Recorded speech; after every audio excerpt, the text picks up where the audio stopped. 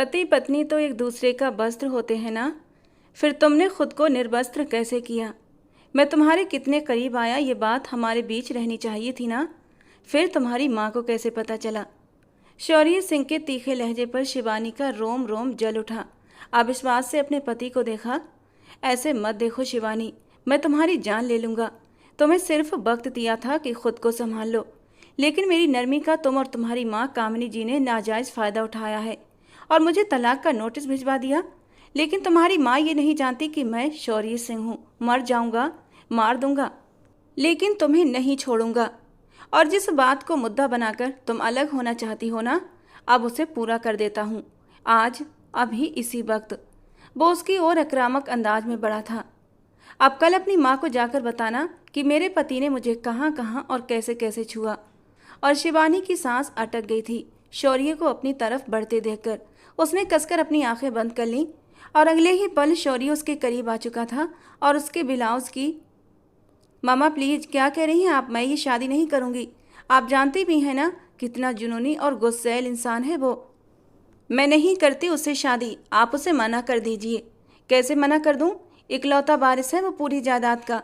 वैसे तो इस खानदान की जायदाद की असल हकदार तो तुम ही थी शिवानी, लेकिन बाबूजी ने सब कुछ खराब कर दिया। न जाने कहाँ से उस लावारिस शौर्य को उठाकर हमारे सिंह खानदान में पनाह दे दी, और अब तो वो शौर्य को ही अपना सब कुछ मानते हैं, जैसे वो उनका अपना सगा खून हो। न जाने किसका गंदा और लावारिस खून था जिसे बाबूजी ने सर का ताज बना लिया है। वो तो सारी कानूनी कार्रवाई भी पूरी कर चुके हैं। सारी जायदाद शौर्य के नाम ही होगी। सारी जायदाद शौर्य के नाम ही होगी। अब मैं इतनी आसानी से जायदाद को छोड़ तो नहीं सकती ना। मेरी खानदानी जमीन जायदाद है ये। वो सीधे तरीके से ना सही तो टेढ़े तरीके से वो जायदाद मेरे पास ही आनी है, और उसका जरिया तुम बनोगी शिवानी। मैंने जो फैसला किया है वो बहुत सोच समझ कर किया है। मुझे बाबूजी की नज़रें शुरू से ही सही नहीं लगी थी। मुझे पता था वो अपना सब कुछ इसी लावारिस शौर्य के नाम कर देंगे। इसलिए बचपन में ही मैंने तुम्हारा रिश्ता शौर्य के साथ जोड़ दिया था, और बचपन का ये रिश्ता ख़त्म नहीं होगा शिवानी जब तक शादी न हो जाए। उसकी माँ कामिनी जी ने बेटी को समझाना चाहा, और शिवानी जो बहुत बेमन से हजारों बार सुनाई गई कहानी सुन रही थी, बुरा सा मुंह बनाकर रह गई। उसे इस कहानी में कोई इंटरेस्ट नहीं था, लेकिन उसकी जान तो अब अटकी थी जब उसकी शादी की बात उस खड़ूस शौर्य से चली थी। क्या मतलब मम्मा? शादी के बाद क्या होगा? सब खत्म हो जाना है। मेरी खुशियाँ, मेरे सपने, मेरी ज़िंदगी, सब कुछ ख़त्म हो जाना है। उस इंसान के गुस्से को पूरा ख़ानदान जानता है। कोई भी बात उसके मिजाज के खिलाफ हो जाए तो लाट साहब का मूड बन जाता है, और मैं सारी ज़िंदगी उसका मूड ही ठीक करती रहूँगी। हर वक्त की रोक टोक मुझसे नहीं सही जाती। ये मत करो, वो मत करो, यहाँ मत जाओ, वहाँ मत जाओ। वाट रविश! और एज देखी है आपने उसकी? मुझसे पूरे 9 साल बड़ा है वो। नाना जी को क्या सूझी जो उसे मेरे मत्थे मर रहे हैं? दुनिया में और भी लड़कियां हैं, मैं ही क्यों? उस खड़ूस, बदतमीज और जालिम इंसान को झेलना मेरे बस की बात नहीं। वो बिना रुके बोले चली जा रही थी, ये जाने बिना कि कब से वो हस्ती उसके पीछे आकर खड़ी हुई थी जिसकी वो बुराइयां कर रही थी। शिवानी, रूम में जाओ, कामिनी जी ने दांत भींचते हुए कहा, क्योंकि वो कब से शौर्य सिंह को देख चुकी थी और अब आंखों के इशारे से शिवानी को रोकने की कोशिश भी कर रही थी। लेकिन वो शिवानी ही क्या जो एक बार बोलने पर आए और इतनी आसानी से रुक जाए। अब कामिनी जी के जोर से डांटने पर शिवानी खामोश हुई थी। मम्मा, उसने फिर से विरोध करना चाहा। शिवानी, सुना नहीं तुमने? अब की बार लहजा सख्त था। वो आंखों में आंसू लिए सीढ़ियाँ चढ़ गई, जबकि अपनी पॉकेट्स में हाथ डाले राजपूत शौर्य सिंह ठंडी नज़रों से कामिनी जी को देखता रहा। कोई काम था? वो उसके पास आते नरम लहजे में पूछने लगी। काम तो था, पर अब मुझे लगता है कुछ और फैसला लेना पड़ेगा। शायद आपकी बेटी को इस शादी से काफ़ी एतराज़ है। शौर्य के नपे तुले अंदाज पर कामिनी जी ने होंठ भींचे। ये आपका प्रॉब्लम नहीं है शौर्य, मैं अपनी बेटी को हैंडल करना जानती हूँ। कामिनी जी किसी भी कीमत पर ये रिश्ता हाथ से जाने देना नहीं चाहती थीं। शौर्य से शादी मतलब करोड़ों की जायदाद का उनके हाथ में आना था, जो उनके बाप ने जज्बातों में भरकर इस लावारिस के नाम कर दी थी। शादी की डेट फिक्स हो गई है, 1 हफ्ते बाद शादी है, लेकिन आपकी बेटी का माइंड तो 7वें आसमान पर है। शौर्य की बात पर कामिनी को मिर्ची लगी। 1 हफ्ते बाद? लेकिन मुझसे तो बाबूजी ने ऐसी कोई बात नहीं की थी। मैं बता रहा हूँ ना, वो काफ़ी नहीं। अब की बार लहजा थोड़ा नागवार था। ठीक है, हो जाएगा सब, वो भी मुंह बनाकर बोली। उम्मीद करता हूँ कोई गड़बड़ नहीं होगी। इतना कहता हुआ शौर्य जा चुका था, जबकि कामनी जी का दिमाग एक पल में ही घूमा था। बाबूजी ऐसा कैसे कर सकते हैं? 1 हफ्ते के गैप पर वो शादी करवाएंगे? हद है। कामनी जी सोफे पर ढह गईं। उन्हें रह रहकर शिवानी की फिक्र हो रही थी। वो किसी सूरत भी शादी के लिए राजी नहीं थी। उसे मनाना मोर के आंसू लाने के बराबर था। क्या बात है बेटा, इतनी जल्दी किस बात की है? राजपूत दिग्विजय सिंह ने शौर्य के चेहरे की तरफ देखकर हैरानी से पूछा। जल्दी है दादाजी, क्योंकि मुझे आपकी बेटी पर भरोसा नहीं। उसका बस चले तो वो इस रिश्ते को सिरे से ख़त्म कर दे, लेकिन वो ऐसा कर नहीं रही, आगे कर सकती है। इसीलिए मुझे लगता है अब जल्दी की ज़रूरत है। शौर्य के साफ शब्दों पर दिग्विजय सिंह ने सहमति में सिर हिला दिया। चलो, जैसा आपको सही लगे। क्या 1 माह बाद, क्या 1 हफ्ते बाद? सब इंतजाम हो जाएंगे। उन्होंने शौर्य के कंधे पर थपकी दी। वो शौर्य की किसी बात से असहमति नहीं रखते थे और इस बचपन के रिश्ते को कायम रखने की सबसे बड़ी वजह खुद शौर्य ही था, जो अपनी बचपन की मंगेतर को बिल्कुल भी छोड़ने का इरादा नहीं रखता था। कामनी जी ने शिवानी को बहुत समझाया, पर शिवानी भी उनकी बेटी थी। उसने भी बहुत बवाल मचाया, यहाँ तक कि भूख हड़ताल भी कर दी, लेकिन कामनी जी ने उसकी एक न सुनी। और आज उसकी शादी का दिन था। वो शादी के जोड़े में आसमान से उतरी कोई परी मालूम हो रही थी। उसकी आंखों की उदासी उसे और भी दिलकश बना रही थी। धीरे धीरे शादी की रस्में शुरू हो चुकी थीं। सब कुछ इतने सुकून से हो रहा था। कामनी जी के साथ साथ शौर्य भी उलझ गया था, लेकिन कामनी जी ने ज़्यादा ध्यान नहीं दिया। उन्होंने सोचा शायद उनके समझाने का असर उनकी बेटी पर हो चुका है, लेकिन शौर्य को कुछ ज़्यादा ही उलझन हो रही थी, शिवानी की तरफ से भी और कामनी जी की तरफ से भी, क्योंकि वो कामनी जी की नेचर को बहुत अच्छे से जानता था। उसे यकीन नहीं आ रहा था कि इतनी खामोशी से कामनी जी ने सब कुछ कैसे होने दिया। खैर, शौर्य सिंह भी शांत होता हुआ अपने दादाजी की ओर मुड़ा। विदाई की हलचल शुरू हो गई थी, लेकिन कामनी जी घबराई हुई बाहर निकलीं। उनके चेहरे पर हवाइयाँ उड़ रही थीं। क्या हुआ कामनी, सब ठीक तो है ना? दिग्विजय सिंह ने चिंता से पूछा। बाबूजी, वो शिवानी कमरे में नहीं है। न जाने वो कहाँ चली गई है। कामनी जी की रोंदी हुई आवाज़ पर शौर्य सिंह के माथे की नसें तन गईं। ये क्या कह रही हो तुम? ऐसा कैसे हो सकता है? अंदर देखो, अंदर ही होगी। नहीं है वो अंदर बाबूजी, कामनी जी रोते हुए बोली। भाग गई है या फिर भगा दी गई है? शौर्य के सख्त लहजे पर कामनी जी ने उसे एक गुस्से भरी नज़र से घूरा था।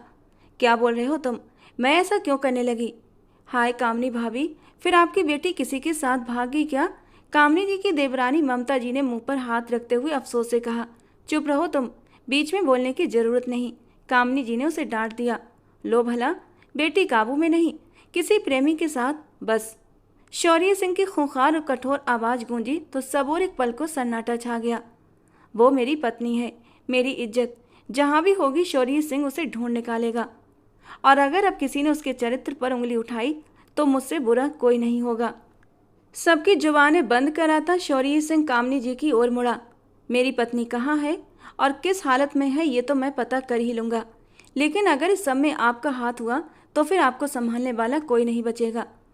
अपनी बात कहता हुआ वो लंबे लंबे कदमों से वहाँ से निकल गया। उसके बॉडीगार्ड लोग भी उसके पीछे हो गए। ये सब ठीक नहीं हुआ कामनी, वो जहाँ भी हो दुआ करना जल्दी मिल जाए, वरना शौर्य के गुस्से से कोई उसे बचा नहीं पाएगा। दिग्विजय सिंह ने दुख के साथ कहा और सिर नामे हिला दिया, जबकि कामनी जी स्वयं परेशान थीं कि उन्होंने शिवानी को कितना समझाया था, कितनी नसीहतें दी थी, फिर भी वो नासमझी कर गई। वो बार बार उसे फ़ोन कर रही थी, लेकिन उस लड़की ने फ़ोन उठाना तो दूर देखने की भी कोशिश नहीं की थी। शादी का जोड़ा पहने वो दौड़ी चली जा रही थी। उसे ये तक नहीं पता था कि उसे जाना कहाँ है। बस उसे बहुत गुस्सा था अपनी माँ पर और उस व्यक्ति पर जो उससे शादी करने चला आया था।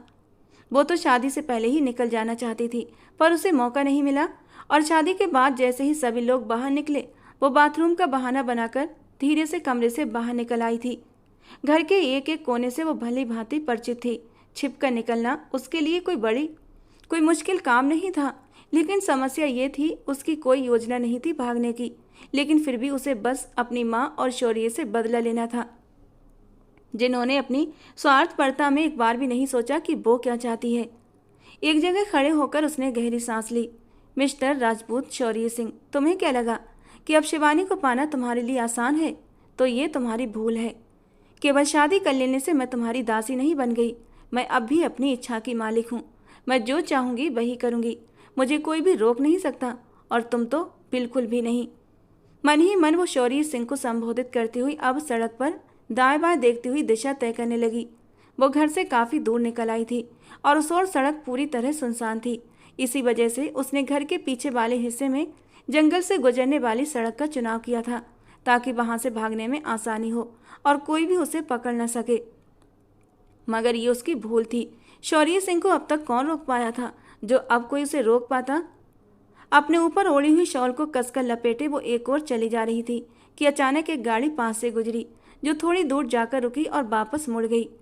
शिवानी के दिल की धड़कनें एक पल के लिए तेज हो गईं, मगर चेहरे पर आत्मविश्वास का आवरण बनाए रखा। जी मैडम जी, कहाँ जाना है आपको? वो आदमी शरीफ सा लगा। मुझे वो स्टॉप तक छोड़ दोगे? शिवानी ने सामान्य अंदाज में कहा तो उसने गाड़ी का पिछला दरवाज़ा खोल दिया। शिवानी पहले ही अपने सारे गहने उतारकर एक छोटे से बैग में रख चुकी थी। बैग कंधे पर लटकाए वो उसकी गाड़ी में बैठ गई। गाड़ी सुनसान सड़क पर दौड़ी जा रही थी। बीच बीच में कोई गाड़ी पास से गुजर जाती। गाड़ी चला रहा व्यक्ति अपने मोबाइल पर किसी को मैसेज कर रहा था। भाई, ये कौन सी जगह है? स्टॉप तो दूसरी ओर था ना, आप किधर ले जा रहे हैं मुझे? शिवानी को अपनी गलती का तुरंत ही एहसास हुआ था। जी मैडम जी, ये शॉर्टकट है। वो जल्दी से बोला। शॉर्टकट की ऐसी तैसी, गाड़ी रोको फौरन, शिवानी ने चिल्लाकर कहा। लेकिन उसने नहीं सुना तो शिवानी ने उसकी स्टीयरिंग पर हाथ रखते हुए गाड़ी को घुमाया, जिससे गाड़ी असंतुलित हो गई। ड्राइवर ने झटके से गाड़ी रोकी तो शिवानी तुरंत दरवाज़ा खोलकर बाहर निकल गई। ड्राइवर उसके पीछे दौड़ा। उसने शिवानी को पकड़ना चाहा, लेकिन उसकी शॉल ड्राइवर के हाथ में रह गई और वो झटका खाकर घूम गई। बैग उसके हाथ से छूटता हुआ पेड़ों के झुंड में जा गिरा। उस व्यक्ति ने कुटिलता से शिवानी की शॉल को अपने कंधे पर रखते हुए अपनी बड़ी बड़ी मूंछों को ताव दिया था। मुझसे दूर रहो, करीब आए तो जान से जाओगे, उसे धमकी देती हुई शिवानी अपने मोबाइल पर लगातार आ रही शौर्य सिंह की कॉल को देख रही थी और फिर जल्दी से उसने कॉल उठा ली। मेरे पास आजा बुलबुल, मुझे खुश कर दे, मैं तुझे खुश कर दूंगा। मोबाइल पर शौर्य सिंह की आवाज़ सख्ती से गूंजी थी। शिवानी, कहाँ हो तुम इस वक्त? लेकिन शिवानी को होश कहाँ था कि फ़ोन पर शौर्य से बात करती। खबरदार, खबरदार, जो मेरी तरफ बढ़े तो मुंह तोड़ दूंगी तुम्हारा। शिवानी की कांपती आवाज़ सुनाई दी। शिवानी, शिवानी, लोकेशन ऑन करो, शौर्य सिंह चिल्लाया था, लेकिन शिवानी सुन चुकी थी। जाने जिगर, इतना आसान नहीं है मुझसे छिपना। और किसे कॉल कर रही है? वो आदमी अचानक उसकी ओर लपका था। शिवानी लोकेशन ऑन करती हुई मोबाइल को अपनी पीठ की ओर छिपा गई। उस व्यक्ति ने शिवानी को झपट कर उसका मोबाइल छीनना चाहा, लेकिन शिवानी ने पूरी ताकत लगाकर उसे पीछे धकेला। वो थोड़ा लड़खड़ाया। मैं शिवानी सिंह हूँ, दिग्विजय सिंह की नातिन और शौर्य सिंह की पत्नी। मुझे आंख उठाकर भी देखा तो तुम्हारी आंखें फोड़ दूंगी। शिवानी ने उसे अपनी ओर से जोरदार धमकी दी थी, लेकिन अब वो व्यक्ति गुस्से से उसकी ओर झपटा था। अगले ही पल उसने शिवानी का और शिवानी तड़प गई। उसने यहीं पर बस नहीं किया, शिवानी को जोर से धक्का देते हुए और उसकी इस हरकत पर शिवानी तड़पते हुए चीख पड़ी। शौर्य सिंह को ऐसा महसूस हुआ जैसे उसकी आत्मा ही जल उठी हो। लोकेशन की ओर गाड़ी पूरी रफ्तार से भाग रही थी। स्पीड और भी तेज हो गई थी। उसके गार्ड्स भी साथ थे, लेकिन उसे सिर्फ शिवानी की चिंता थी। उसे डर था कि कहीं अपनी नादानी में वो अपने साथ कुछ गलत ना कर बैठे। आई श्योर शिवानी सिंह, अगर तुम्हारे साथ कुछ भी गलत हुआ तो तुम्हारी जान मैं अपने हाथों से लूँगा। वो उसे मन ही मन संबोधित करता हुआ गाड़ी की स्पीड और बढ़ा गया। शिवानी ने उस आदमी के चेहरे को अपनी ओर बढ़ते हुए देखा तो उसके मुंह पर थूक दिया। उसके थूकने पर वो व्यक्ति और भी भड़क गया। उसने खींचकर शिवानी को पहले दाएं फिर बाएं गाल पर तमाचा जड़ दिया और दोनों तरफ से आस्तीनें खींचते हुए वो तड़प कर चिल्लाई थी, लेकिन कोई भी तो न था वहां जो उसकी मदद करता। अचानक से उसका हाथ पास पड़ी एक ईंट पर जा लगा। शिवानी ने वो उसके सर पर दे मारी कि वो आदमी सिर पर हाथ रखे चीखा और उसकी पकड़ ढीली पड़ी, जिससे शिवानी ने उसे जोर से धक्का देते पीछे हटाया और खुद उठकर खड़ी हुई। पर इससे पहले कि वो उठती उस आदमी ने उसे वो कमर के बल पीछे गिरी थी। उसकी कमर की एक तरफ जबरदस्त चोट भी लगी। दर्द से बिलबिलाकर रह गई। हे भगवान, वो अपनी कमर पर हाथ रखे सामने खड़े उस दरिंदे को देखती पीछे की ओर खिसकने लगी। उस आदमी के माथे से खून बह रहा था, जो उसने रुमाल रखकर रोकने की कोशिश की। मुझ पर वार किया तूने? मुझ पर? बहुत देखी हैं तेरे जैसी, कोई भी बीरे से बच नहीं सकी, तो तू क्या? इतना कहता वो अपनी शर्ट को अब फिर से शिवानी पर आ ठहरा था। उसका वजूद शिवानी के वजूद से टच होता कि एक सनसनाती हुई उसके कंधे पर आ लगी। उसकी छींटें शिवानी के चेहरे पर भी पड़ी। वो अपना कंधा थामे दर्द से चिल्लाया था। शिवानी सहमते हुए उठ बैठी। उसकी नज़रों के घेरे में वो शख्स था जिसने उसकी इज्जत पर गंदी नज़र डाली थी। दूसरी भी उसके दूसरे कंधे में पैबस्त हुई। वो दोनों बाजुओं से अपाहिज हो गया। उसके दोनों बाजू लटक गए थे। शिवानी ने खुद को छुपाना चाहा। उसकी बिखरी हालत देखते शौर्य ने सख्ती से अपनी आंखें मीच कर खोली थीं। उसका जी चाहा एक गोली इसके सीने में भी उतार दे, जिसने भागकर पूरे खानदान के सामने उसकी इज्जत का तमाशा बनाकर रख दिया था। अपने आदमियों को वो पीछे ही रोक चुका था, क्योंकि वो नहीं चाहता था कि कोई उसकी बीवी को इस हाल में देखे। अपनी शॉल को उसने उसकी ओर फेंका। शिवानी ने उसके गुस्से वाले चेहरे की ओर देखा तो एक पल के लिए उसके रोंगटे खड़े हो गए। उसकी आंखों में लिखी लिखावट वो अच्छी तरह समझ चुकी थी, इसलिए फौरन शॉल को अपने इर्द गिर्द लिपेटा और कांपते हुए उस इंसान को देखा जो इस वक्त उसे सिर्फ खौफ में लिप्त कर रहा था। उस शख्स के गुस्से से कौन जानकार नहीं था, पूरा खानदान जानता था कि वो कितना गुस्सैल है। और अब शिवानी भी जानने वाली थी। शौर्य ने उस शख्स के चेहरे पर बेशुमार घूंसे बरसाए, लेकिन वो अपना बचाव न कर सका। वो अधमरा हो गया था। शौर्य ने उसे गिरेबान से पकड़ते हुए अपनी ओर खींचा। बीवी है वो शौर्य सिंह की, इज्जत है वो मेरी, शौर्य जोर से चिल्लाया था। उसके चिल्लाने की गूंज पूरे इलाके में फैल गई थी। शौर्य ने एक ही झटके में उसकी गर्दन और फिर वो आदमी बेचैन होता नीचे गिरा था। शिवानी की डर के मारे चीखें निकल गई थीं। वो गुस्से वाला था, लेकिन इतना जालिम भी था, ये कब जानती थी वो। उसे बेहोश करता वो शिवानी की ओर बढ़ा। शिवानी के चेहरे का रंग लट्ठे की तरह सफ़ेद पड़ा। वो अपनी जगह से हिल भी न सकी। शौर्य ने आगे बढ़कर उसे बाजुओं से पकड़कर खींचकर उठाया था कि उसकी चीख निकल गई। चुप, बिल्कुल चुप, आवाज़ ना आए वरना यहीं मार कर चला जाऊंगा। वो गुस्से में गुर्राया था। शिवानी का पूरा जिस्म लरज रहा था, लेकिन उसने एक आवाज़ भी ना निकाली। उस पर शौर्य सिंह का खौफ सर चढ़कर बोल रहा था। शौर्य ने उसे अच्छी तरह से शॉल लपेटी और घसीटता हुआ गाड़ी की ओर बढ़ा। उसकी कमर में दर्द की तेज टीसें उठ रही थीं, लेकिन उसने एक सिसकी भी ना भरी। शौर्य ने उसे गाड़ी में ले जाते हुए पटका।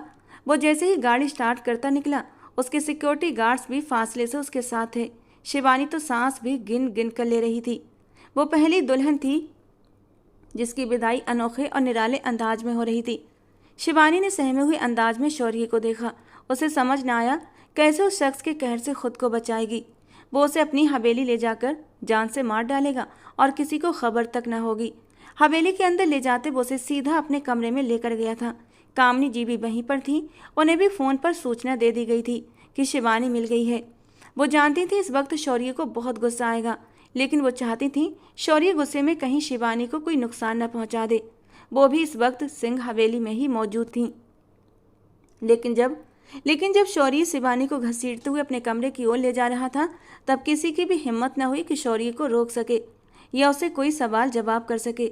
बाबूजी, क्या आप उसे कुछ नहीं कहेंगे? अभी चुप रहो कामनी, कुछ भी बोलकर शौर्य के गुस्से को हवा मत देना।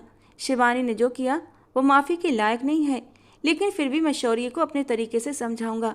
पर फिलहाल तुम खामोशी से यहाँ से चली जाओ। दिग्विजय सिंह ने अपनी बेटी को साफ शब्दों में समझाया तो वो तिल मिलाकर रह गई। शौर्य सिंह, इसे अपनी जीत मत समझना। वो वक्त दूर नहीं जब मैं तुझसे अपनी बेटी को इस पूरी जायदाद के साथ वापस ले लूंगी। वो दिल ही दिल में सोचती वहां से अपने घर की राह पकड़ गई। दिग्विजय सिंह इस सोच में पड़ गए कि क्या उन्हें इस वक्त शौर्य से बात करनी चाहिए या नहीं, क्योंकि उसके गुस्से से तो वो भी डरते थे। पर इस वक्त उन्हें बात करना उचित न लगा। वो उसे कमरे में लाते ही बिस्तर पर जोर से पटक देता है। कमर में दर्द की एक तीव्र लहर दौड़ती है और वो चीख मारती हुई तड़प उठती है। उसका हाथ बेख्तियार अपनी कमर पर चला जाता है। शौर्य, जो गुस्से से उसकी ओर बढ़ रहा था, उसी वक्त रुक गया। वो शिवानी को हाथ कमर पर रखे औंधे मुंह पड़े देखकर अपने गुस्से को काबू में लाने की कोशिश करता है। वो तड़प तड़प कर रो रही थी। शौर्य ने आगे बढ़कर उसे सीधा किया तो वो फिर से फूट पड़ी। शौर्य, प्लीज रुक जाइए, वरना मैं मर जाऊंगी। उसे लगा शौर्य अब उससे अपना हक लेने वाला है, तड़पते हुए वो उससे विनती कर गई। वो जिद्दी स्वभाव की लड़की इस वक्त अपने दर्द और शौर्य सिंह के डर से उससे विनती कर रही थी। मर जाओ तो ही बेहतर है। तुम्हारे जैसी लड़की को मैं अपने साथ कमरे में रखने का भी हकदार नहीं समझता, जो शादी की रात अंधेरे में घर से भाग गई। जानती हो कितने सवाल उठे हैं तुम्हारे किरदार पर। वो उसे बालों से पकड़े उस पर फनकारता है, उसके चेहरे पर अपनी तपती सांसें छोड़ता। वो शौर्य सिंह उस वक्त पागलपन की हदें पार कर चुका था। मुझे परवाह नहीं किसी की, कौन क्या सोचता है। मैं अपनी मर्जी से अपनी जिंदगी जीने वाली लड़की हूँ। वो ये सब दिल ही दिल में कह सकी, शौर्य सिंह को न कह सकी। उसकी काली डरावनी आंखों से वो बहुत डर चुकी थी। जी चाहता है कि अभी इसी वक्त तुम्हारा गला तो मार दीजिए मुझे शौर्य सिंह, मार दीजिए। आपके साथ जिंदगी गुजारने से अच्छा है मैं मर जाऊं। वो इस बार खुद को रोक न पाई और टूटते हुए बोल पड़ी। शौर्य ने उसके जबड़े को जोर से दबोच लिया। उसके चेहरे पर पहले ही उंगलियों के निशान थे और गाल सूजे हुए थे। अब शौर्य की पकड़ से वो और भी दुखने लगे। मारूंगा जरूर, लेकिन इतनी आसान मौत नहीं। पल पल मारूंगा और कतरा कतरा तुम्हारी सांसें निकालूंगा। बताऊंगा तुम्हें कि एक राजपूत के साथ जिंदगी कितनी मुश्किल होती है। वो उसे चेतावनी देता बोला और झटके से छोड़ गया। शिवानी फिर से सिसक सिसक कर रोने लगी। वो इसीलिए तो उससे नफरत करती थी, क्योंकि वो औरत को कोई नाजुक चीज नहीं बल्कि बहुत मजबूत समझता था। अपनी तरह जैसे वो ताकतवर है वैसे ही औरत भी है। दरवाजा खटका था। दादाजी की पुकार पर शौर्य तुरंत दरवाजा खोलता हुआ बाहर निकला। उन्होंने उसे समझाया और शिवानी से ज़्यादा सख्ती करने से मना कर दिया। वो उनके सामने सिर नहीं उठाता था और आज भी उनकी बातें चुपचाप सुनता रहा और हाँ में सिर हिलाता हुआ वापस अंदर आया तो वो बिल्कुल चुप थी, पर अभी भी वो उल्टी ही औंधे मुँह लेटी थी। उसकी बिखरी हालत देखकर शौर्य का खून फिर से खौल उठा। उसे घुटन सी होने लगी। घुटन से राहत पाने के लिए उसने अपनी शर्ट के बटन खोलते हुए दूर फेंकी। बिना उसकी ओर एक नज़र डाले वो सीधा बाथरूम में जाकर शावर के नीचे खड़ा हो गया। ठंडे पानी से नहाते हुए वो अपने चटकती हुई नसों को काबू में करने की पूरी कोशिश कर रहा था, जो उसे और भी ज़्यादा तकलीफ दे रही थी।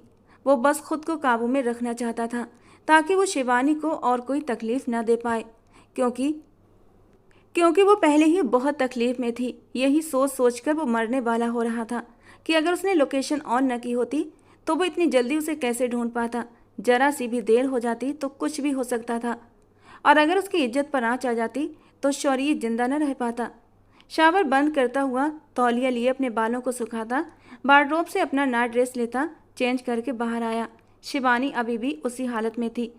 शिवानी, शौर्य ने आगे बढ़कर उसे आवाज़ देते हुए उठाया तो वो बेहोश थी और शौर्य एकदम घबरा गया।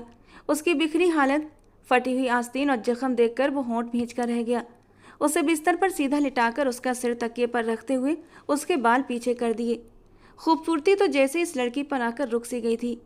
दूधिया सफ़ेद गाल थप्पड़ों की वजह से लाल हो गए थे, और जब शौर्य ने उसकी चोटिल गालों को अपनी मजबूत उंगलियों से जकड़ा था तो शौर्य के नाखून भी उसके नाजुक गाल में लग चुके थे, जहाँ से हल्का हल्का खून भी रिसने लगा था। गालों के अलावा भी कई जगह जख्म लगे हुए थे। शौर्य ने उसके जख्मों को फर्स्ट एड बॉक्स लाकर साफ किया और उन पर मरहम लगाया। लाइट्स ऑफ करके उसके कपड़े बदलवाए। उसके नरम और नाजुक वजूद को छूते हुए शौर्य के अपने जिस्म में एक स्पार्क पैदा हुआ था। इतने ठंडे पानी से नहाने के बाद भी उस वक्त उसके माथे पर पसीने के छोटे छोटे कतरे नजर आने लगे। वो सिर्फ उसकी पत्नी नहीं बल्कि उसका इश्क भी थी। उससे बेहद मोहब्बत करता था, अभी से नहीं, न जाने कब से, और उसका हर बार दूर जाना शौर्य को और भी ज़्यादा उसके करीब कर देता था। उसकी कमर पर पकड़ते हुए उसे सीधा किया तो वो बेहोशी की हालत में भी बुरी तरह से सिसक उठी। शौर्य ने अंधेरे में ही उसकी नरम और मुलायम त्वचा पर हाथ फेरते हुए उसके दर्द का अंदाजा लगाने की कोशिश की, लेकिन उसे कुछ समझ नहीं आया कि शिवानी को दर्द कहाँ हो रहा है। उसे कपड़े बदलवाकर शौर्य ने सारी लाइट्स ऑन कर दी। पूरा कमरा रोशन हो गया था। पिंक कलर के नाइट ड्रेस में वो उस वक्त छुई मुई सा गुलाबी गुलाब लग रही थी। उसके चेहरे पर पड़ी उंगलियों के निशानों को बहुत नरमी से छूते हुए शौर्य ने उन पर अपने होठों का मरहम रख दिया, और फिर वो रुका नहीं, उसके पूरे चेहरे को अपने लबों से नरम एहसास देता चला गया। जब होठों के पास पहुंचा तो उसकी सांसें गहरी हुई थीं। उसका माथा उसके माथे से जोड़ते हुए शौर्य ने एक गहरी सांस भरी। उसके नरम मुलायम कटावदार नाजुक होठों को छूने से वो पीछे हट गया था। क्योंकि वो नहीं चाहता था शिवानी की बेहोशी में वो उसके साथ कुछ भी ऐसा करे कि उसका सांस लेना भी मुश्किल हो जाए। वो चाहता था शिवानी होश में रहे और तब वो उसे पूरी तरह हासिल करे। वो उठ गया, लेकिन शिवानी ने बेख्तियार उसकी उंगली थाम ली, जैसे उसे उस शख्स की पनाह चाहिए थी। शौर्य का मन एक बार के लिए फिर से बहकने लगा था, लेकिन शौर्य अब की बार दिल को डपटता हुआ गहरी सांस लेते हुए लाइट्स ऑफ करता। नरम सी लाइट ऑन कर गया था और बेड के हेडबोर्ड से टेक लगाकर बैठ गया। तुम्हारी जगह कोई और होता शिवानी, तो शौर्य उस वक्त उसका वो हाल करता कि तुम्हारी सोच भी वहाँ तक पहुँच ना पाती। लेकिन बचत हो गई है तुम्हारी, सिर्फ इश्क की वजह से जो मैं तुमसे करने लगा हूँ। एक जुनून हो तुम मेरा, चाहूँ तो अभी तुमसे अपना हक वसूल कर लूँ, लेकिन मैं तुमसे हक लूँगा पूरी शिद्दत से। तुम्हारे होशो हवास में तुम पर अपनी मोहर लगाऊंगा। तुम्हारी सिसकियों की गूंज इस कमरे में गूंजेगी, तभी इस बेचैन दिल को करार आएगा। उसकी आंख अलार्म की चीख से खुली थी। हाथ मारते हुए उसने अलार्म बंद कर दिया। अपने सीने पर बोझ महसूस करते हुए उसने आंखें खोलीं। अधकुली आंखों से देखा तो वो सीने पर सर रखे गहरी नींद में सो रही थी, और उसे देखकर वो स्थिर हो गया। उसका यूं इतने करीब होकर लेटना एक बार फिर से शौर्य के दिल में हलचल मचा गया। ये लड़की अब मेरा इम्तिहान लेती रहेगी। वो उसे कसकर अपनी बाहों में समेट गया। शिवानी की सिसकी निकली तो वो एकदम पीछे हुआ। शिवानी की आंखें भी खुल गई थीं और उसी पर शौर्य ने अपनी आंखें बंद कर लीं। मैं इनकी बाहों में रात नहीं। वो एकदम पीछे हटी, लेकिन कमर की टीस ने उसे पीछे न हटने दिया। वो फिर से अपना सिर उसके सीने पर टिका गई। सिर उठाते उस हसीन लेकिन अपने से 9 साल बड़े उस गुस्सैल मर्द को देखा। शिवानी के दिल की धड़कनें एकदम से तेज होने लगी थीं। वो इतना करीब था कि दोनों की सांसों की तपिश एक दूसरे के चेहरे को झुलसा रही थी। शिवानी ने पीछे हटना चाहा तो शौर्य ने चुपचाप उसे पीछे कर दिया और खुद उठकर बाथरूम चला गया। वो शिवानी को कल की गई गलती के लिए इतनी जल्दी माफ़ करने का इरादा नहीं रखता था। शिवानी ने गहरी सांस ली और बेख्तियार नजरें अपने कपड़ों पर गईं। उसकी आंखों में बेपनाह आंसू भर आए। तो क्या शौर्य ने अपना हक ले लिया? मेरी बेहोशी का नाजायज़ फ़ायदा उठाया। मैं उसे कभी माफ़ नहीं करूँगी। वो अपना चेहरा दोनों हाथों में लिए फूट फूट कर रो पड़ी। शौर्य बाहर आता उसके रोने पर बुरी तरह चौंका था। किस बात का मातम मना रही हो? जान बच गई या शौर्य सिंह के जुनून से बच गई? नपे तुले अंदाज में तैयार होता हुआ वो आईने के सामने खुद पर परफ्यूम की बारिश करता उस पर तंज कर गया। आपने मेरा फ़ायदा उठाया। मुझे बेहोशी की हालत में वो रोते हुए बात पूरी न कर पाई। उसकी बात पर शौर्य करंट की तरह उसकी ओर मुड़ा। तुम होश में तो हो? क्या बकवास कर रही हो? तुम्हारे अंदर इतनी जान है कि शौर्य सिंह को सह सको? वो भी गुस्से में। वो उसकी ओर कदम बढ़ाते आया, जबकि उसकी बात पर शिवानी सहमकर पीछे खिसकी। वो बेड के हेडबोर्ड पर हाथ रखता उसके ऊपर झुका था। किसी खुशफहमी में मत रहना कि तुम्हारी बेहोशी में तुमसे अपना हक लूँगा। तुम्हारे होशो हवास में तुम्हें बेसुकून होता देखने का अरमान है मेरा, और वो अरमान जरूर पूरा करूँगा। नाश्ता भिजवा रहा हूँ, कमरे में करो। बाहर आने की ज़रूरत नहीं जब तक पूरी तरह आराम नहीं आ जाता। कमरे में ही रहना। कामनी जी सब पहुँचा देंगी, जो चीज़ चाहिए होगी तुम्हें। वो अपनी बात कहता कमरे से निकल गया। उल्लू, इडियट, बदतमीज। शिवानी ने उसे नए नए नाम दिए और मुश्किल से उठती बाथरूम की ओर चल पड़ी। दुल्हन के मुँह दिखाई की पार्टी अपने चरम पर थी। बिजनेस फ्रेंड्स, हर सर्कल के लोग वहाँ पर मौजूद थे। यहाँ तक कि बिजनेस राइवल्स भी इन्वाइटेड थे। शिवानी ने सारा दिन ही आराम किया था, जिसकी वजह से उस वक्त उसकी तबीयत खुश और ताजगी से भरी हुई लग रही थी। सिर्फ कमर के दर्द को छोड़कर उसे बाकी आराम मिल गया था। वो स्टेज पर शौर्य के साथ बैठी थी और सभी की बोलती बंद करवा दी थी। किसी की भी हिम्मत नहीं थी कि वो दुल्हन से पूछ सके कि कल कहाँ गायब हो गई थी। शिवानी के चेहरे पर खिलते रंग सभी को साफ दिखाई दे रहे थे।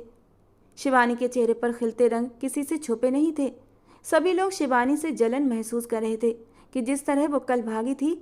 न केवल पति ने उसे ढूंढ निकाला था, बल्कि इस वक्त वो शानदार ड्रेस में शौर्य के साथ दुल्हन बनकर बैठी थी।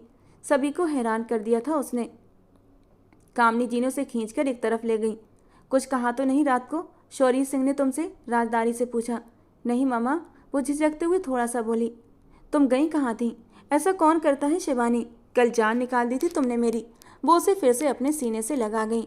फिक्र नहीं करो मामा, मैं ठीक हूँ, वो आत्मविश्वास से बोली। ठीक है, अपना ध्यान रखना, और हाँ, कुछ भी हो जाए शौर्य को अपने पास मत आने देना। बाकी सब मैं संभाल लूँगी, समझी तुम? अब जाओ। वो मुस्कुराकर उसे कहकर खुद चली गई थी। जब शिवानी को इस दुनिया के तूफानों के बीच छोड़ गई, जिस इंसान की इज्जत को कुचलकर वो घर की दहलीज पार कर गई थी, उसी इंसान ने उसके घावों पर मरहम रखा था। और माँ ने एक बार भी नहीं पूछा, क्या तुम्हें कोई चोट तो नहीं आई बेटा, क्या कोई तकलीफ तो नहीं हुई? शिवानी की आंखों से 2 आंसू टपक कर बह गए। शिवानी बेटा, कोई भी परेशानी हो तो अपने नाना से शेयर कर लो बेटा, मैं पूरी कोशिश करूंगा कि उसे ख़त्म कर सकूं। लेकिन बेटा, भागना हल नहीं है, इससे बहुत सारे मसले पैदा होते हैं। मैं जितना शौर्य को जानता हूँ वो उतना ही गुस्से वाला है कि मुझे डर था वो कल की तुम्हारी गलती के कारण तुम्हें कोई नुकसान न पहुँचा दे। लेकिन आज तुम्हें इस तरह खुश देखकर दिल से एक बोझ उतर गया है। वो उसके सिर पर इसने भरा हाथ रखते हुए बोले थे। इस वक्त वे ड्राइंग रूम में थे और दिग्विजय सिंह अपनी पोती को बहुत प्यार और सम्मान से समझा रहे थे। लेकिन शिवानी के दिल में एक गांठ पड़ चुकी थी। उसने चुप रहना ही ठीक समझा। कमरे में आई तो शौर्य कहीं नहीं था। वो भगवान का धन्यवाद करती ड्रेसिंग रूम की ओर बढ़ी। उसे अपनी कमर में अब भी तेज दर्द महसूस हो रहा था। शायद वो घाव बहुत गहरा हो, यही सोचते हुए उसने अपने ब्लाउज की जिप को मुश्किल से नीचे सरकाया, जो बहुत फिटिंग में थी।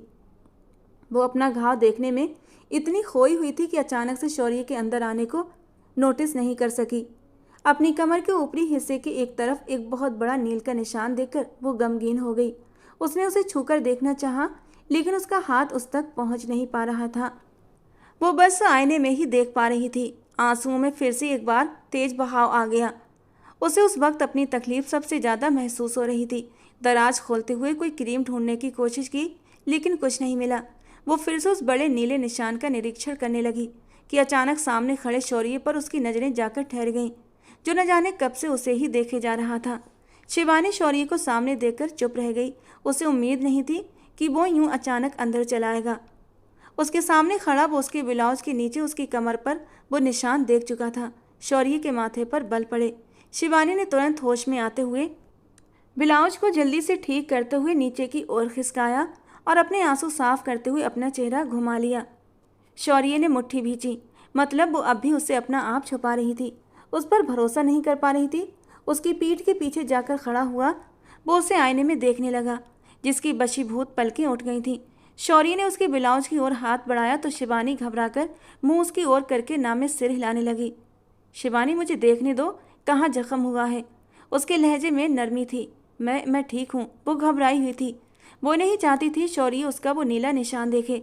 शौर्य ने उसकी घबराई हुई हालत की परवाह किए बगैर उसके ब्लाउज को थोड़ा सा नीचे।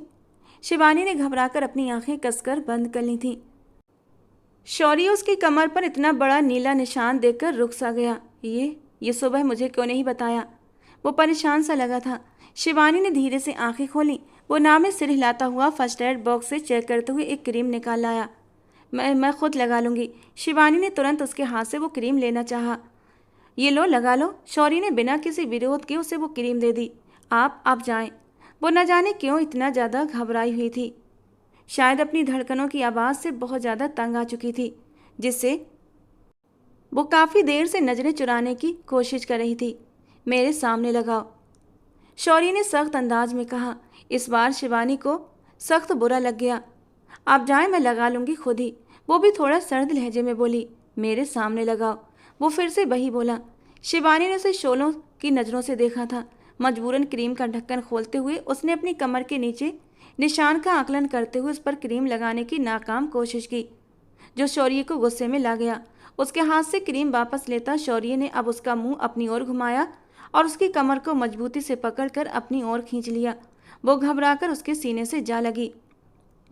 आईने में देखते हुए वो उसकी कमर को थामे कमर के एक तरफ मौजूद नीले निशान पर क्रीम लगाने लगा। शिवानी ने एक सिसकी भरी थी। शौर्य के बाह को मजबूती से दबा दिया। वो दर्द से करहा उठी थी। शौर्य ने धीरे धीरे उस पर क्रीम लगाते हुए उसकी नाजुक सी कमर की लचीलेपन को अपनी उंगलियों से महसूस किया था। एक पल के लिए शौर्य का दिल बेकाबू सा होने लगा। वो उसकी थी, उसकी मोहब्बत, उसकी महबूब बीबी, उसकी मिल्कियत। फिर भी वो उसे समय दे रहा था। सारे हक रखते हुए वो उस पर हक नहीं जताता था। प्लीज छोड़िए। वो अपनी कमर पर शौर्य की उंगलियों का एहसास करते हुए कांप रही थी, जो धीरे धीरे बेकाबू हो रही थी। डोंट वरी, इतनी जल्दी नहीं है मुझे, इसीलिए बेफिक्र रहो। जब भी अपनाऊंगा तुम्हें, तुम्हारी नाजुक सी जान पहले निकालूंगा। वो धीरे से फुसफुसाते हुए बाहर निकल गया, जबकि शिवानी बिल्कुल चुप हो गई। कुछ दिन यूं ही चुप्पी में गुजर गए। बेचैनी सी हर तरफ छा गई। शौर्य अर्जेंट काम के सिलसिले में कुछ दिनों के लिए विदेश चला गया था और शिवानी सिंह हवेली में पूरी शान से रह रही थी, जैसे इस घर की मालकिन बही हो।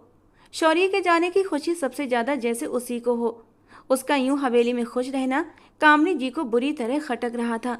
वो चाहती थी अब अपना प्लान भी इस्तेमाल करें। इसके लिए उन्होंने शिवानी को कॉल भी की थी और बहाने से उसे अपने पास बुलाना चाहा, लेकिन वो अपनी जिंदगी में इतनी खुश थी कि माँ की बातों पर कान नहीं धरे। वो अपने कमरे में शावर लेने के बाद बिना दुपट्टे के आईने के सामने खड़ी थी। गीले बदन से कपड़े चिपके हुए थे जो उसकी खूबसूरती को और भी उभार रहे थे। अचानक दरवाजा खुला और शौर्य अंदर आ गया। शिवानी उसे एकदम अपने पास देखकर चौंकी थी। उसके बालों में कंघी करता हुआ हाथ एकदम से रुक गया था। शौर्य की नजरें उसके शरीर के खूबसूरत उतार चढ़ाव पर थीं। शौर्य का यूं बेबाकी से उसे देखना शिवानी को शर्म से लाल कर गया था। यह अचानक कहाँ से आ गया? अपना दुपट्टा ढूंढते हुए वो जल्दी से खुद को ढकने लगी। उसकी इतनी सावधानी देखकर शौर्य ने एक नाराजगी भरी नजर उस पर डाली थी। बजाय इतने दिनों बाद पति को देखकर वो खुश होती, उसके चेहरे पर हवाइयाँ उड़ी हुई थीं। तुम्हारी माँ की तबीयत खराब हो गई है, बुलाया है तुम्हें, चलो छोड़ाऊँ। वो बिना किसी भाव के बोलते हुए पलट गया। मम्मा, मम्मा को क्या हुआ? मुझे फ़ोन क्यों नहीं किया उन्होंने? वो परेशान सी हो गई थी। ये पूछताछ बाद में कर लेना, चलो मुझे और भी बहुत से काम हैं। शौर्य ने मुंह बनाते हुए गुस्सा दबाते हुए कहा था। वो क्या सोच रहा था कि हिंदुस्तान वापस आकर अपने रिश्ते की शुरुआत करेगा, लेकिन अब उसे अपने दादाजी के कहने पर शिवानी को उसकी माँ के घर छोड़ना पड़ रहा था। गाड़ी सिंह हाउस के बाहर खड़ी करते हुए एक पल को दोनों के बीच गहरी खामोशी छा गई। शिवानी, शौर्य सिंह, वो पहली और आखिरी गलती थी जो मैंने तुम्हें माफ़ की। अब अगर यहाँ आकर तुमने फिर से कोई गलती दोहराई तो याद रखना, इस बार माफ़ी नहीं मिलेगी। माँ के घर आई हो, आराम से माँ की 4 दिन सेवा करो। जब लेने आऊँगा तो साथ चलना, तब तक अपनी सुरक्षा अच्छे से करना। वो उसकी ओर झुकते हुए बहुत ही गंभीर लहजे में कहते हुए उसके माथे पर अपने होंठ रख गया। ये सब एक जल्दी ही अनजाने तौर पर हुआ था। शिवानी ने हैरान होकर उसे देखा तो वो अपनी नज़रें विंड स्क्रीन पर गड़ा गया। जाओ अंदर, वो सपाट अंदाज में बोला। वो चुपचाप गाड़ी से उतरते हुए अंदर की ओर बढ़ गई। उसके अंदर जाने के बाद शौर्य की गाड़ी वहां से निकल गई, जबकि सिक्योरिटी गार्ड्स की भारी संख्या घर के चारों ओर तैनात हो गई थी। पूरे घर को जैसे घेर लिया गया हो। मम्मा, आपकी इतनी तबीयत खराब थी, मुझे बता देती, मैं आ जाती। शौर्य को क्यों बताया? वो नाराजगी से माँ के पास बैठते हुए बोली। शौर्य को नहीं, बाबूजी को बताया था। तुम्हें तो अपनी फुर्सत नहीं कि माँ का हालचाल पूछ लो। कहाँ तुम आकर सेवा करती? उन्होंने नफरत और थोड़ा गुस्से से कहा। मम्मा, अब ऐसी भी कोई बात नहीं। वो माँ के चारों ओर अपनी बाहों का घेरा बना गई और कामनी जी बेहद खुश थीं। अब जो वो करना चाहती थी वो आसान हो गया था। उसे यहाँ पर आए हुए 2 दिन हुए थे कि कामनी जी उसके पास आई। शिवानी बेटा, इन पेपर्स पर साइन कर दो। शिवानी का सिर दर्द से फटा जा रहा था। उसकी तबीयत काफ़ी ख़राब लग रही थी। ये क्या पेपर्स हैं मम्मा? उसने लाल होती आंखों से उन्हें देखते हुए पूछा। बेटा, ये प्रॉपर्टी के पेपर्स हैं, क्योंकि मैं अपना सब कुछ तुम्हारे नाम कर रही हूँ। मैंने साइन कर दिए हैं, तुम भी कर दो, लहजे में प्यार घोलते हुए कहा। मम्मा, आप जानती हैं मुझे इन पैसों वैसों से प्यार नहीं है। बेटा, मैं जानती हूँ, लेकिन ये सब मैं अपनी खुशी से कर रही हूँ। तुम मेरी इकलौती बेटी हो, तुम्हें नहीं दूंगी तो किसे दूंगी? उनका लहजा इतना प्यार से भरा हुआ था कि शिवानी ने बिना देखे उन पेपर्स पर साइन कर दिए। ये लो, खुश? वो फाइल उनकी ओर बढ़ाते हुए मुस्कुराई तो वो उसके माथे पर होंठ रख गई। बहुत खुश मेरी जान, मैं तुम्हारे खाने के लिए कुछ भिजवाती हूँ। खाना खाकर दवा लेकर सो जाना, अब बाकी सब तुम्हारी मम्मा संभाल लेगी। वो उससे प्यार से कहती हुई जा चुकी थीं, जबकि सिरदर्द की वजह से अब शिवानी की आंखें बंद हो रही थीं। 2 दिन से शौर्य ने खुद को बेहद व्यस्त कर लिया था। वो ज़्यादातर अपना समय ऑफिस में ही बिताता था। आज उसे माँ के घर गए 4था दिन हो रहा था, लेकिन एक बार भी दोनों में से किसी ने भी संपर्क नहीं किया था। आज का सारा दिन भी शौर्य ने खुद को व्यस्त रखा था। आज सुबह से उसने कोई 20 बार मोबाइल देखा था कि शायद शिवानी उसे कॉल करे, लेकिन चुप मोबाइल ने उसके दिमाग को झंझोड़ कर रख दिया था। वो इतना समय देने के बाद भी नहीं बदली थी। शौर्य को दुख हो रहा था। तभी उसी पल आंधी तूफान की तरह कामनी जी ऑफिस में घुसी चली आईं। उन्हें देखकर शौर्य के माथे पर बेहिसाब गहरी लकीरें पड़ गईं। आप यहाँ? मुंह बनाकर पूछा। मुझे तो यहाँ आना ही था ना, राजपूत शौर्य सिंह। ओह माय फॉल्ट, मैं तुम्हें राजपूत शौर्य सिंह कैसे बोल सकती हूँ, क्योंकि ये खानदान, ये नाम, ये तो सब तुम्हें बाबूजी की तरफ से भीख में मिला है, जिसके तुम हकदार थे ही नहीं। लेकिन अपनी भोली सूरत और प्यार के जाल में मेरे बाप को ऐसा फंसाया कि तुम्हें पोता बना बैठे। जो कुछ मेरा और मेरी बेटी का था अपने नाम कर लिया। दाद देनी पड़ेगी तुम्हारे खेल को। मुझे तो आना ही था, तुम्हें तुम्हारे खेल में हराना भी तो है ना। एक अदा से कहती वो शौर्य को बेहद बुरी लगी। जो कहना है साफ साफ कहें। शौर्य अपनी जगह से उठते हुए उन्हें नज़रअंदाज करके बोला, तुम्हें क्या लगा शौर्य सिंह, तुम जीत जाओगे? मेरा नाम भी कामनी सिंह है। मुझे आज तक कोई भी हरा नहीं पाया, तो तुम क्या हरा पाओगे? कामनी जी के अंदाज में शौर्य को खटका लगा। ये रहे डाइवोर्स पेपर्स, जिन पर शिवानी के साइन हो चुके हैं। उम्मीद है तुम भी इन पर साइन करके इस रिश्ते को यहीं पर ख़त्म कर दोगे और इसके हिस्से की जायदाद उसे दे दोगे। एक पल के लिए वहाँ पर गहरी खामोशी छा गई। आपको लगता है कि मैं ये करूँगा? शौर्य के दिमाग की नसें तनी थीं। तुम करोगे शौर्य, ज़रूर करोगे, क्योंकि मेरी बेटी तुमसे कोई भी रिश्ता रखना नहीं चाहती। झूठ मत बोलें आप। आपकी किसी भी बात पर मुझे भरोसा नहीं। शौर्य ने उनकी बात काटते हुए कटाक्षी अंदाज में कहा, अच्छा, तुम जानते हो शिवानी अभी तक तुम्हारे करीब क्यों नहीं आई? अब की बार उन्होंने शौर्य के दिल पर वार किया था, क्योंकि वो तुमसे कोई भी रिश्ता रखना ही नहीं चाहती, और ये बात पहले दिन ही से ही तय थी। एक चाल चली तुमने अपने दादा के साथ मिलकर, तो एक चाल चली हमने, और बस हिसाब बराबर। कामनी जी ने तिरकता से कहा। उनके शब्द शौर्य को तपते रेगिस्तान में धकेल चुके थे। उसे अपनी सुनाई पर विश्वास नहीं हो रहा था। अब कोई ड्रामा मत करना। तुम और तुम्हारे दादा जान, जो तुम्हारे कुछ भी ना होते हुए भी सिर्फ तुम्हारे ही दादा हैं। बेटी और नातिन से तो उन्हें कब के भुला चुके हैं। खैर, इन पेपर्स पर साइन कर देना, वरना मुझे और भी बहुत से तरीके आते हैं। कामनी जी गुस्से से बोलती वहाँ से निकल गईं, जबकि वो पेपर्स हाथ में लिए उन पर शिवानी के साइन देखकर ठगासा खड़ा रह गया। अपने कानों से धुआं निकलता महसूस हुआ। इतनी बड़ी साजिश खेली उसने मेरे साथ। उसने वो पेपर्स हाथ में कसकर पकड़े और बाहर निकला। उसका इरादा अब सीधा शिवानी के पास जाने का था। बहुत ढील दे दी मिसेस शिवानी शौर्य। अब वक्त आ गया है कि तुम्हें इस रिश्ते का बताऊं जिसके लिए तुमने अपनी माँ को मेरे खिलाफ इस्तेमाल किया। आज तुम्हें नहीं छोड़ूंगा। आंधी तूफान की तरह कामनी हाउस में दाखिल हुआ था। सीधा ऊपर जाते हुए उसने शिवानी के रूम का रुख किया, जहां वो अभी अभी शावल लेकर निकली थी। अचानक से गुस्से से शौर्य को कमरे में आता देखकर वो बुरी तरह ठिठकी थी। आप इस वक्त उससे हैरानी हुई। वो हमेशा उसके शावल लेने के वक्त ही पहुंचता था, जैसे टाइमिंग फिक्स की हुई थी। शौर्य ने दांत किचकिचाते हुए उसकी ओर देखा और बिस्तर पर पड़ा उसका दुपट्टा उसकी ओर उछाल दिया, जिसे शिवानी ने तुरंत तोड़ लिया। शौर्य गुस्से से आगे बढ़ता हुआ उसका हाथ थामे बाहर निकल पड़ा। छोड़ो मुझे, कहाँ लेकर जा रहे हो? शौर्य ने और भी सख्ती से उसका हाथ दबोचकर उसे खींचते हुए नीचे सीढ़ियाँ उतरने लगा। शिवानी उसे इस कदर गुस्से में देखकर बहुत ज़्यादा डर चुकी थी। वो ऐसे गुस्से में कई दिनों बाद आया था। अगले ही पल शौर्य ने उसे खींचते हुए घर से बाहर निकाल कर ले गया और फिर गाड़ी में धक्का देकर बिठाया। वो बुरी तरह डरी और सहमी हुई थी। नौकरानी ने कामनी जी को कॉल कर दिया था। शौर्य को अचानक क्या हो गया था और वो उसके साथ ये सब क्यों कर रहा था, उसे बिल्कुल भी समझ नहीं आ रहा था। गाड़ी को पूरी स्पीड में छोड़ते हुए शौर्य ने शिवानी की बची हुई जान भी निकाल दी थी। शौर्य प्लीज गाड़ी। उसके बोलने पर शौर्य ने स्पीड और भी बढ़ा दी। वो गाड़ी की सीट को पकड़ते हुए रोते हुए शौर्य को ही देखे जा रही थी कि तभी अचानक गाड़ी रुक गई और शिवानी बुरी तरह उछलकर सिर के बल डैशबोर्ड पर जा लगी। लेकिन शौर्य ने उसके सिर के आगे फौरन हाथ रखकर उसे बचाया था। वो गुस्से में भी उसे तकलीफ नहीं दे सका, जबकि इस समय वो खुद बहुत ज़्यादा कठिन यातना और कष्ट में था। चारों नज़र दौड़ाई तो वो कोई सुनसान इलाका था। शिवानी को घबराहट हुई। शौर्य ने सीट बेल्ट खोलते हुए गुस्से से बाहर निकलते हुए शिवानी को भी बाहर निकालकर गाड़ी के साथ पिन कर दिया। एक पति अपनी पत्नी के कितना करीब आता है और कितना नहीं, ये बात हम दोनों के बीच रहनी चाहिए थी ना। किसी तीसरे को इस बात की खबर कैसे हो गई? शौर्य कड़े और ठंडे अंदाज में बोला। शिवानी की रीढ़ की हड्डी में सनसनी दौड़ गई। पथरीली नज़रों से देखा। जवाब दो, वो गुस्से से दहाड़ा। शिवानी ने सहमते हुए आंखें बंद कर लीं। शौर्य, मेरी सहनशीलता को मत आजमाओ। अगर तुमसे प्यार न होता तो इस वक्त तुम सोच भी नहीं सकती थी क्या करता मैं तुम्हारा। वो उसके करीब होते हुए बेबसी और कष्ट की हद पर पहुंचा हुआ था। शिवानी ने आंखें खोल दी। आंसू और भी ज्यादा बहते हुए गालों पर गिरने लगे। मैंने किसी से कुछ नहीं कहा। मुश्किल से गले से शब्द टूट कर निकले। वो गुस्से में प्यार का इजहार कर चुका था। शिवानी को वो शब्द जैसे सुनाई ही नहीं दिए थे। अच्छा, फिर तुम्हारी माँ को कैसे पता चला हमारे रिश्ते के बारे में, हमारे बीच के रिश्ते के बारे में?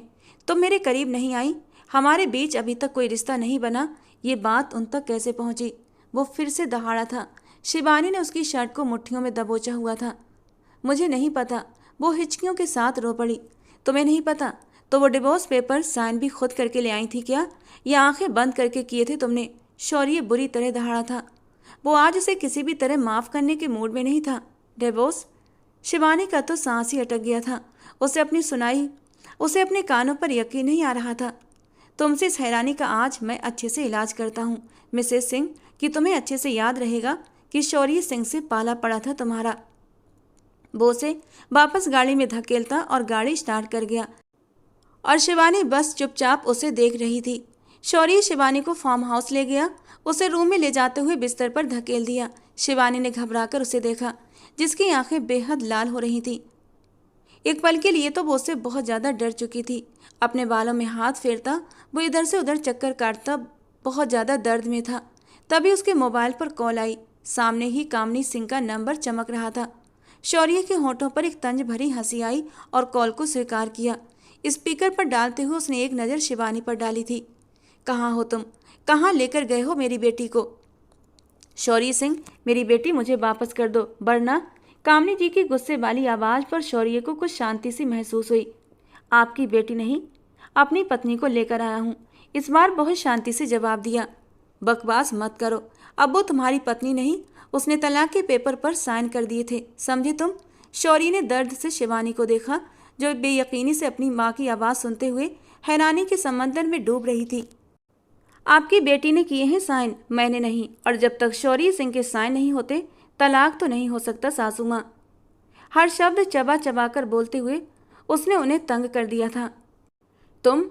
मुझे मेरी बेटी वापस कर दो, भूल जाएं अब आपको आपकी बेटी वापस मिलेगी। बहुत शौक है ना आपको पति पत्नी के मामलों में घुसने का? आज की रात बीतने के बाद अपनी बेटी से पूछिएगा उसका पति उसके कितने करीब आया था। गरजते हुए कहते शौर्य ने उनकी बात सुने बिना ही कॉल काट दिया और मोबाइल भी ऑफ कर दिया, और मुंह मोड़ते हुए गुस्से से शिवानी को देखा, जो अभी भी चुपचाप बस उसे ही देखे जा रही थी, ऐसे जैसे कोई सपना हो। अपनी शर्ट के बटन को खोलते हुए एक कड़ी नज़रों से शिवानी को देखा। शर्ट दूर उछाली तो शिवानी को अपना दिल पसलियों से टूटकर बाहर निकलता हुआ महसूस हुआ। वो अपनी जगह से 1 इंच भी ना हिल सकी, लेकिन उसका कांपना और डरना शौर्य से छिप न सका। शिवानी के पास आते हुए शौर्य ने उसके बालों वो बुरी तरह तड़प उठी। शौर्य, उसके होठों ने पहली बार अपना नाम सुनते वो जोर से ठिठका था। उसके कांपते होठों को फोकस करते हुए वो अपनी एक हार्ट बीट मिस कर गया, और बेख्तियार ही उसके जितनी तीव्रता से वो झुका था धीरे धीरे उसमें नरमी आ गई थी। शिवानी को अपनी सांसें रुकती हुई महसूस हो रही थी। वो उसकी नरम छुअन भी सहन नहीं कर पा रही थी। धीरे धीरे पीछे हटते हुए वो उसके चेहरे पर फैले गुलाल को देखने लगा। पति पत्नी तो एक दूसरे का वस्त्र होते हैं ना, फिर क्यों बेवजह खुद को और मुझे? बोलो, जवाब दो। मैं तो तुम्हें समय दे रहा था कि तुम संभल जाओ, अपना दिल राजी कर लो, खुद को मेरे लिए तैयार कर लो, लेकिन तुमने मेरी नरमी का गलत फ़ायदा उठाया। वो दुख के साथ बोला था। उस दिन तुम भाग गई थी। इस बात का दुख नहीं उतना शिवानी जितना आज इस बात से हुआ है मुझे। कैसे कह दिया तुमने किसी तीसरे को हमारे बीच की बात? तुम्हें मेरी मोहब्बत, मेरी चाहत, मेरा ख्याल क्यों नजर नहीं आया शिवानी? अब की बार उसका लहजा बहुत टूट चुका था और वो सिसकते हुए रो पड़ी। आप कभी मेरा यकीन नहीं करेंगे। जो मैं कहूँगी आपको झूठ ही लगेगा, इसलिए अब कोई सफाई नहीं दूंगी आपको। वो आंसू रोकते हुए फिर से रो पड़ी। आप जो समझना है वो समझ लें। हाँ, बताया सब मम्मा को, हमारे बीच में डिवोर्स पेपर भी साइन किए। अब खुश? वो हिचकियों के साथ रो पड़ी। शौर्य ने धैर्य से वो सब सुना। शिवानी, एक बात याद रखना, मैं मरते मरते मर जाऊंगा, तुम्हें भी मार डालूंगा, लेकिन तुम्हें कभी नहीं छोड़ूंगा, समझी तुम? उसने ये शब्द कड़कते हुए कहा और उसके माथे पर अपने होठों से एक बर्फीला एहसास रखा। फिर उसे वहीं छोड़कर अपनी शर्ट उठाकर बाहर चला गया। शिवानी उसे जाता हुआ देखती रही। क्या शौर्य सच में मुझसे मोहब्बत? वो खुद से सवालों के ताने बाने बुनने लगी। और मैं भी? अचानक उसकी नज़र शौर्य के मोबाइल पर पड़ी और उसने बढ़कर उसे ऑन किया। अपना मोबाइल तो वह घर ही छोड़ आई थी। शौर्य ने उसे इतना मौका कहाँ दिया था कि वो अपना मोबाइल उठा पाती। शौर्य के नंबर से उसने अपनी माँ को कॉल मिलाई, जो दूसरी बेल पर ही उठा ली गई थी। शौर्य, मेरी बेटी मुझे। मम्मा, दूसरी तरफ से बेटी की आवाज़ सुनकर वो तड़प उठी थी। शिवानी, उसने तुम्हें कोई नुकसान तो नहीं पहुंचाया बेटा? तुम ठीक हो ना? मम्मा, अभी ठीक हुई हूँ। आप इतनी घटिया चाल कैसे चल गई? आपने धोखे से मुझसे पेपर्स पर साइन ले लिए? क्यों? वो दुखी अंदाज में बोली। शिवानी, मेरी बात सुनो। हमारा शुरू से यही प्लान था। तुम्हें शौर्य से सिर्फ शादी करनी थी ताकि सारी जायदाद। मेरा नहीं, ये आपका प्लान था मम्मा। और मैं उसका न पहले हिस्सा थी और न अब। मैं शौर्य सिंह से अपना रिश्ता कभी नहीं तोड़ूंगी, सुना आपने? बल्कि उनसे अपना रिश्ता और भी गहरा बनाऊंगी अब, जैसा उन्होंने आपको कहा था। आपको बहुत शौक है ना हवा में तीर छोड़ने का। अब आप देखें आपकी बेटी क्या करती है। शिवानी ने दीवाना होते हुए ये कहते हुए कॉल काट दी, जबकि कामनी जी अपना सिर पकड़ कर रह गई। शौर्य अचानक वापस लौटा था क्योंकि उसका मोबाइल कमरे में ही रह गया था और वो मोबाइल लेने वापस आया था। और उस वक्त उसने शिवानी के एक एक शब्द को सुना था। मतलब वो किसी भी साजिश का हिस्सा नहीं थी। शौर्य के दिल से उसके लिए गलतफहमी एक पल में ही खत्म हो गई थी। शिवानी ने आंसू पोंछते हुए शौर्य को देखा और धीरे धीरे कदम बढ़ाते हुए उसकी ओर बढ़ी। मोबाइल उसके हाथ में देते हुए भी आंसू आंखों से बहने लगे थे। शौर्य ने आगे बढ़कर उसके गालों से आंसू पोंछे तो वो सिर झुकाकर रो पड़ी। क्या पता था ये शख्स इस कदर प्यारा हो जाएगा कि उससे अलग होने का ख्याल ही शिवानी को जान से मारने जैसा महसूस करेगा।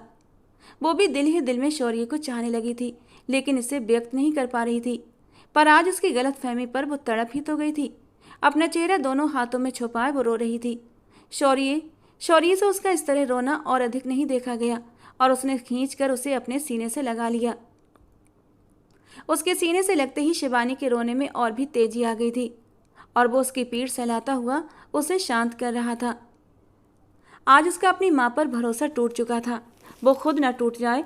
शौर्य उसे संभालता रहा। शौर्य उसे सीने से लगा उसके बालों को एक तरफ करता उसकी गर्दन पर अपने जलते हुए होंठ रख चुका था और शिवानी पूरी तरह से कांप उठी। अपना रोना भूलते हुए उसने सिर उठाकर शौर्य को देखा। शौर्य की आंखों में मोहब्बत का सैलाब देकर वो पल भर में अपने पूरे शरीर और आत्मा से कांपी।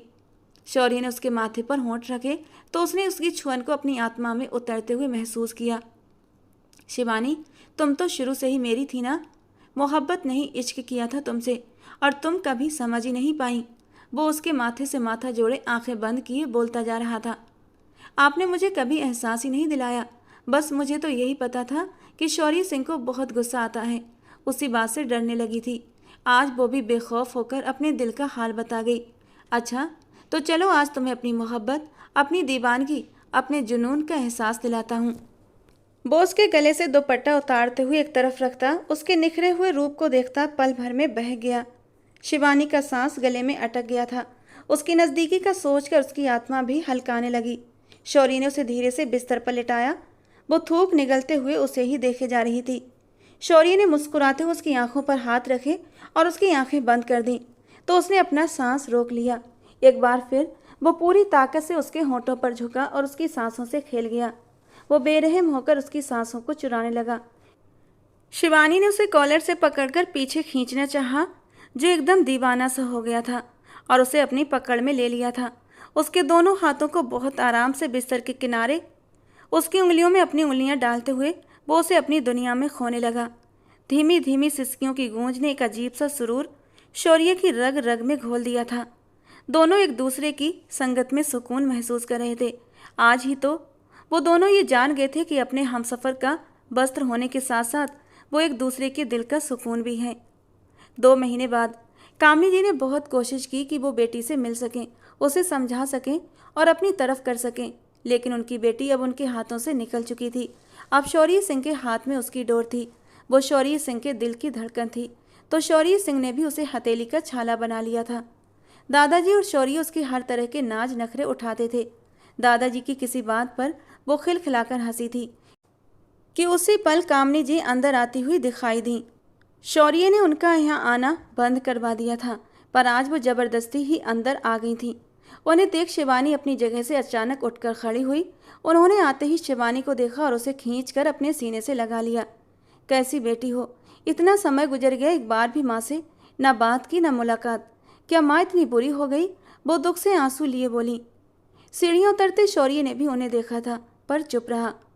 आपने माँ बन के दिखाया का मम्मी? माँ तो बेटियों का घर बसाती हैं, पर आपने तो उजाड़ने में कोई कसर नहीं छोड़ी, वो धीमे लहजे में बोली। आज उन्हें बहुत बड़ी बड़ी सी लगी अपनी बेटी। क्या माँ को माफ़ नहीं कर सकती? वो अपने आंसू पोंछते हुए बोली तो शिवानी ने रोती हुई आंखों से उन्हें देखा। कामनी जी ने फिर से उसे गले से लगा लिया कि अचानक शिवानी का जी मिचलाने लगा। वो पीछे हटती हुई कमरे की ओर भागी। शौर्य उसके पीछे ही दौड़ा। वो बाथरूम में घुसकर उल्टी कर रही थी। शौर्य ने उसकी पीठ को सहलाया और उसके चेहरे को पानी से साफ करते हुए अपनी तरफ मोड़ते हुए उसके थके हुए शरीर को अपने साथ लगा लिया। तुम ठीक हो ना? उसकी आवाज़ में चिंता थी। वो आंखें बंद की उसकी बाहों में और गहराई से समा गई। शौर्य ने उसे अपनी बाहों में भरते हुए बाहर बिस्तर पर ले आया। मैं डॉक्टर को फ़ोन करूं? वो उसे बिस्तर पर लिटाकर पीछे हटा कि शिवानी ने उसे रोक दिया। मैं ठीक हूँ। उसके चेहरे पर एक बहुत सुंदर सी मुस्कान थी। शौर्य उसकी हालत पर बेहद परेशान था, इसलिए बिना उसकी कोई बात सुने उसने डॉक्टर सामिया को कॉल किया, जिन्होंने आते ही कुछ देर बाद उन्हें छोटे मेहमान के आने की खुशखबरी सुना दी। सिंह हवेली में एकदम से खुशियों की लहर दौड़ गई। दिग्विजय सिंह ने तुरंत मिठाई का ऑर्डर दे दिया। शौर्य तो अपनी पत्नी के कदम जमीन पर ही नहीं पड़ने दे रहा था। अपनी बेटी के लिए उन लोगों का इतना प्यार देखकर कामनी जी भी शर्मिंदा हो गई और उनसे अपने किए की माफ़ी मांग ली। इतनी बड़ी खुशी की खबर पर सभी ने एक दूसरे के लिए अपने अपने दिल साफ करते हुए एक दूसरे को माफ़ कर दिया था और सबने यही समझा कि पैसा ही सब कुछ नहीं होता, बल्कि मोहब्बतों से दिल में एक सुकून पैदा होता है। दोस्तों, आप लोग मेरी कहानी सुनते हैं बट लाइक और कमेंट नहीं करते। आपको पता है मुझे कितना दुख होता है, क्योंकि इतनी मेहनत से मैं आपके लिए रोज़ स्टोरी लेकर आती हूँ और जब मुझे कोई रिस्पॉन्स नहीं मिलता तो मुझे बहुत ज़्यादा दुख होने लगता है। तो प्लीज़ दोस्तों, अपनी राय ज़रूर दिया करें, लाइक किया करें, कमेंट किया करें और ऐसे ही मुझे मोटिवेट करते रहा करें, जिससे कि मैं आप लोगों के लिए प्यारी प्यारी स्टोरीज़ लेकर आती रहा करूँ। तो चलिए दोस्तों, मिलते हैं अगली किसी नई स्टोरी के साथ।